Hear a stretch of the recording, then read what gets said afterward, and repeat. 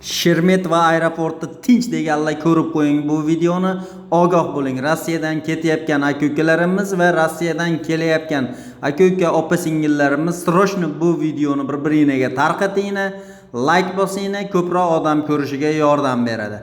Chunki Dmitriy Medvedev o'zi borib shaxsan Sheremetyevo aeroportini nazorat ostiga oldi. Migrantlar kirib kelayotgan migrantlarni barchasini barmoq izlari biometriyadan o'tkazib, ichki ishlar vazirligi shu immigrant qayerga boryapti, nima qilyapti, hammasidan xabardor bo'lishi shart deb buyruq berib ketyapti. Mana o'zingizlar ko'rib guvoh bo'lyapsizlar. Men sizlarga qirg'izcha qilib tushuntirib qo'yaman.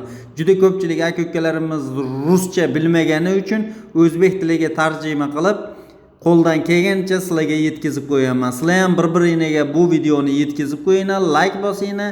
Like bossangiz kengroq tarqalishiga o'z hissangizni qo'shgan bo'lasiz.